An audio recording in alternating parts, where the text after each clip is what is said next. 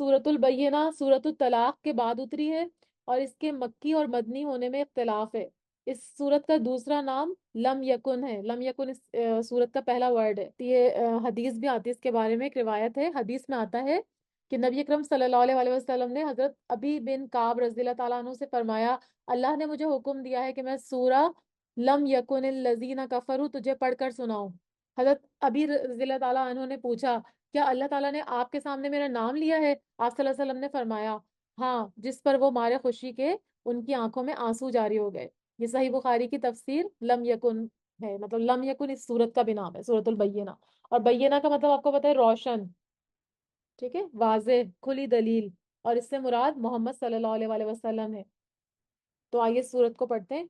Lump यकुन लजीना, नहीं थे वो जिन्होंने, कफरू कुफर किया, बिन अहलिल किताबी, अहले किताब में से, वल मुशरिकीना और मुशरिकीन में से, मुनफक्कीना बाज आने वाले, हत्ता तातियाहुमुल बय्यिना, यहाँ तक कि आ जाए उनके पास वाज़ेह दलील। तो जैसे मैंने आपको बताया, बय्यिना का मतलब होता है वाज़ेह और खुली दलील। और इससे मुराद यहाँ पर मुफस्सिरीन कहते हैं, इससे मुराद मोहम्मद सल्लल्लाहु अलैहि वसल्लम है। और मुनफक्कीन में फक, फक जो है वो गर्दन को भी कहते हैं ना, गर्दन छुड़ाने को। और इनफिकाक छुड़ाना, यानी किसी रहन शुदा शुदा चीज को छुड़ाना, किसी चीज का दूसरी चीज से अलग हो जाना। तो यहाँ पे क्या फरमाया जा रहा है, बाज आने वाले नहीं हैं, यानी अलग होने वाले नहीं हैं, बाज आने वाले नहीं हैं। कौन लोग? जिन्होंने कुफ्र किया अहले किताब में से और मुशरिकीन। यानी अहले किताब में से कुफ्र करना क्या है कि उन्होंने अल्लाह की बातों का इनकार किया और आप सल्लल्लाहु अलैहि वसल्लम की आमद को जुटला दिया। और अहले किताब के काफिर से मुराद यहूद और नसारा हैं। और मुशरिक लोग कौन है? यानी जितने भी मुशरिक वहां पे अरब में मौजूद थे, जो बुतों और आग के पुजारी थे, उन सबको यहाँ पे कहा गया। तो यहाँ पे फरमाया जा रहा है कि अहले किताब के काफिर और मुशरिक लोग, जब तक कि वो उनके पास जाहिर दलील ना आ जाए, यानी मोहम्मद सल्लल्लाहु अलैहि वसल्लम ना आ जाए, बाज आने वाले नहीं हैं। और मुनफिकीन का मतलब मुनफिकीन का मतलब मैंने आपको बताया ना, बाज आने वाले। और बय्यिना का मुराद है दलील या वाज़ेह, और इससे मुराद आप सल्लल्लाहु अलैहि वसल्लम है। यानी मतलब क्या है इस आयत का, कि यहूद और नसारा और अरब और अजम के मुशरिकीन अपने कुफ्र और शिरक से बाज आने वाले नहीं हैं, यहाँ तक कि उनके पास मोहम्मद सल्लल्लाहु अलैहि वसल्लम कुरान लेकर आ जाए और वो उनकी जलालत और जहालत और गुमराही को बयान कर दें और उन्हें ईमान की दावत दें। क्योंकि उनकी किताबों में ये मौजूद था कि आखिरी पैगंबर आएंगे और उनकी क्या निशानियां होंगी, और वो एक किताब भी लेकर आएंगे। तो ये सारी बातें उनको मालूम थी, लेकिन उसके बावजूद उन्होंने क्या किया था, बाज आने की बजाय आप सल्लल्लाहु अलैहि वसल्लम को झुटला दिया। जब आप सल्लल्लाहु अलैहि वसल्लम तशरीफ लाए तो उन्होंने आपको मानने से इनकार कर दिया। तो फरमाया जा रहा है कि ये जो अहले किताब के काफिर हैं और मुशरिक लोग हैं, जब तक इनके पास जाहिर दलील ना आ जाए, ये बाज रहने वाले ना थे। और वो दलील क्या थी, उसका आगे जिक्र आ गया कि रसूलुम मिनल लाही यतलू सुहुफम मुतहहरा, एक रसूल अल्लाह की तरफ से जो पढ़ता है सहीफे पाकीज़ा। यानी अल्लाह का रसूल यानी मोहम्मद सल्लल्लाहु अलैहि वसल्लम जो पाक सहीफे पढ़ता है, यानी कुरान मजीद और जो लोहे महफूज में पाक सहीफों में दर्ज है वो पढ़ते हैं। सहीफा 2 या 3 वर्क पर मुश्तमिल कागज होता है, जिसमें 2-3 वर्क लगे हुए होते हैं। तो कुरान जो था पहले तो सहीफे की शक्ल में ही था ना, पेजेस थे उसके, फिर बाद में वो मुसहफ बन गया था। और मुताहरा का मतलब होता है पाक किया हुआ, कि इसमें सुहuf यानी किताब यानी लिखी हुई चीज और अहकामात हैं। यानी इसमें जो यहाँ पे किताब की बात हुई ना, तो यहाँ किताब से मुराद किताब नहीं है, बल्कि लिखी हुई चीज मुराद है, मकतूब मुराद है। और अहकामात यानी तहरीरें, लिखी हुई चीजें मुराद है। तो यहाँ पे यही फरमाया जा रहा है कि रसूलुम मिनल्लाही, एक रसूल अल्लाह की तरफ से, यतलू जो पढ़ता है, सुहुफम मुतहरा सहीफे पाकीज़ा।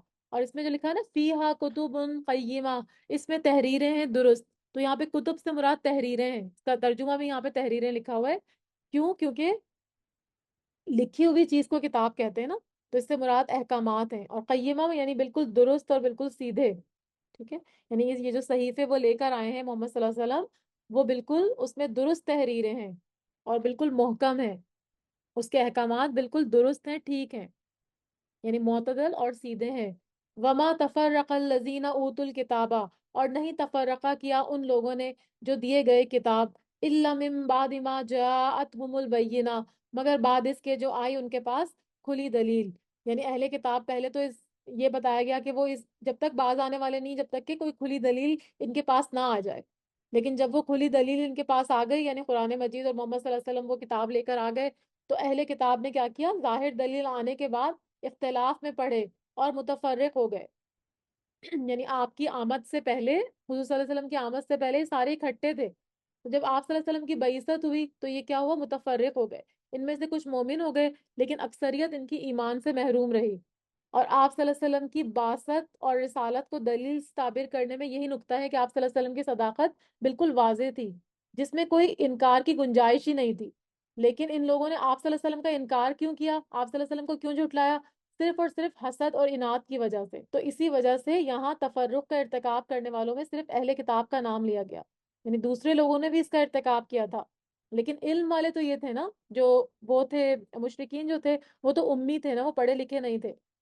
تو یہ جو علم والے تھے، ان کی کتابوں میں آپ صلی اللہ علیہ وسلم کی آمد اور صفات کا تذکرہ موجود تھا، لیکن اس کے باوجود بھی انہوں نے کیا کیا، آپ صلی اللہ علیہ وسلم کو ماننے سے انکار کر دیا، صرف حسد اور اناد اور دشمنی کی وجہ سے، کہ آپ صلی اللہ علیہ وسلم کو بنی اسماعیل سے کیوں اٹھایا گیا اور بنی اسحاق سے رسالت کیوں چھین لی گئی، صرف ان کو یہ اناد تھا۔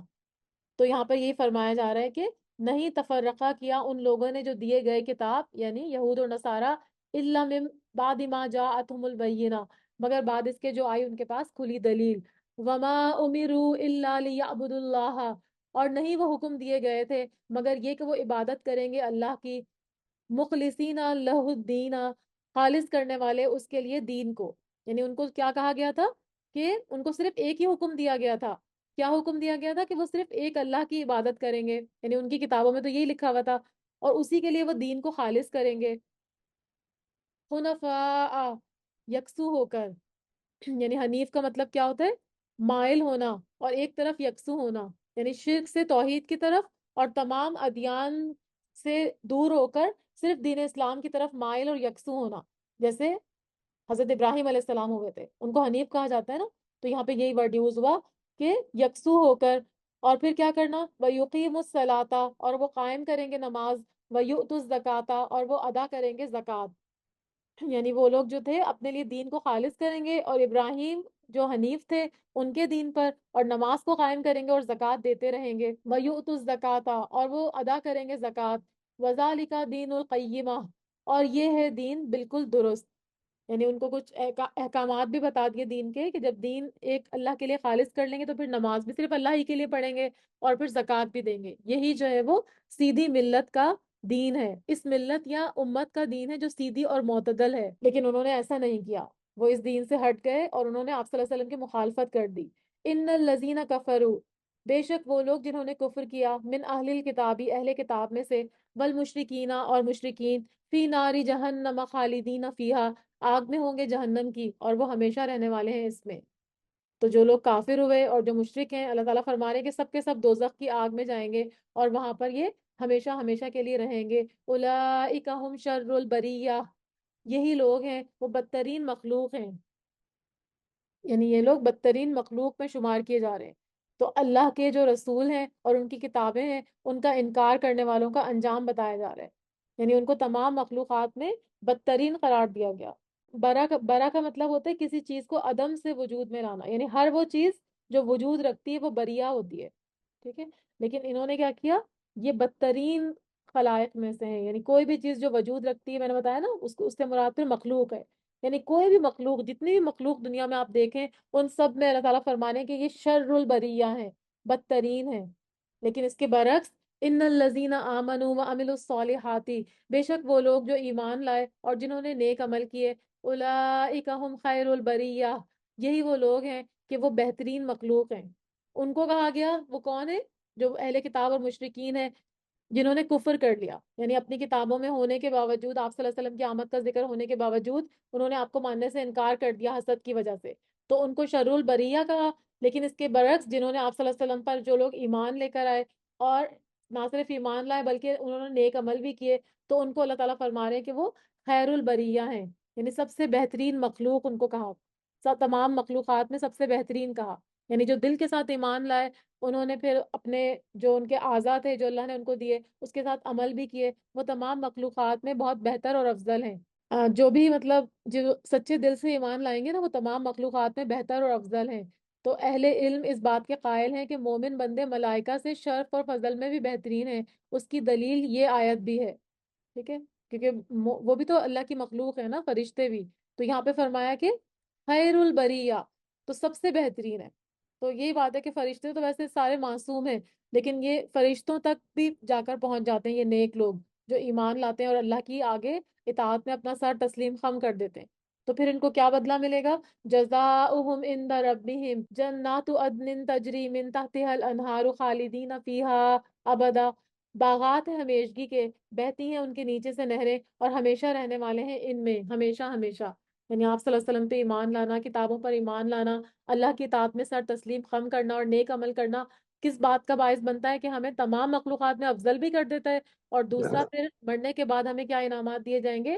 جنت الفردوس عطا کی جائے گی، اور جہاں سے نہریں بہ رہی ہوں گی، اور وہاں پر کہاں کیسے رہیں گے لوگ؟ ہمیشہ ہمیشہ کے لیے رہیں گے۔ رضی اللہ عنہم، راضی ہو گیا ان سے اللہ، ورضوا ان، اور وہ راضی ہو گئے اس سے۔ آپ صلی اللہ علیہ وسلم کے جو صحابہ ہیں، ہم ان کے ساتھ یہ لگاتے ہیں نا، رضی اللہ عنہم ورضوا ان، یہ کسی کے ساتھ بھی لگ سکتا ہے۔ اس کا کیا مطلب ہے؟ کہ جو راضی ہو گیا جس سے اللہ، سب سے پہلے اللہ کا راضی ہونا ضروری ہے اس شخص سے، اور دوسرا پھر وہ جو اللہ تعالیٰ انعامات دیں گے تو ان سے وہ بھی راضی ہو جائیں گے، ٹھیک ہے۔ تو یہاں پر یہی فرمایا جا رہا ہے کہ ان کے ایمان اور اطاعت اور عمل صالحہ کے باعث اللہ تعالیٰ کی رضامندی جو ہے وہ سب سے بڑی چیز ہے۔ تو اللہ تعالیٰ کیا کریں گے؟ ان کو ایسی نعمتوں سے نوازیں گے جس میں ان کو روح اور بدن دونوں کی سعادتیں نصیب ہوں گی۔ تو فرمایا کہ یہ کس کو ملے گی؟ ذالک لمن خشی ربہ، یہ اس کو ملیں گی یہ ساری چیزیں، اور ان سے اللہ تعالیٰ راضی ہوں گے، اور وہ اللہ سے راضی ہوں گے، جو یہ جزا اور رضامندی ان لوگوں کے لیے جو دنیا میں اللہ تعالیٰ سے ڈرتے رہے اور اس ڈر کی وجہ سے اللہ تعالیٰ کی نافرمانی کے ارتکاب سے بچتے رہے، لیکن اگر کبھی ان سے بشر ہونے کے ناطے کوئی نافرمانی ہو بھی گئی تو انہوں نے فوراً توبہ کر لی اور آئندہ کے لیے اپنی اصلاح کر لی، حتیٰ کہ ان کی موت اللہ کی اطاعت پر ہوئی۔ تو اس کا کیا مطلب ہے؟ اللہ سے ڈرنے والا معصیت پر یعنی گناہ پر اصرار نہیں کر سکتا۔ تو جو اگر ایسا کرتا ہے، اللہ سے ڈرنا کہتا ہے کہ میں اللہ سے ڈرتا بھی ہوں اور معصیت یا گناہ پر اصرار بھی کرتا ہے، تو حقیقت میں اس کا دل اللہ کے خوف سے خالی ہوتا ہے۔ تو جس کے دونوں چیزیں یعنی اکٹھی نہیں ہو سکتی، گناہ اور اللہ کا خوف اکٹھے نہیں ہو سکتے۔ اگر اللہ کا خوف ہے تو پھر آپ گناہ سے بالکل دور ہو جائیں گے، ٹھیک ہے، دونوں بالکل اپوزٹ چیزیں ہیں۔ تو اللہ تعالیٰ ہمیں ان لوگوں میں شامل کرے کہ جن سے اللہ راضی ہو گیا اور اللہ تعالیٰ ان سے راضی ہو اور وہ اللہ سے راضی ہو گئے۔ اور وہ کون لوگ ہیں؟ وہ تقوی والے۔ اللہ تعالیٰ ہمیں ان تقوی والوں میں شامل کرے، آمین یا رب العالمین۔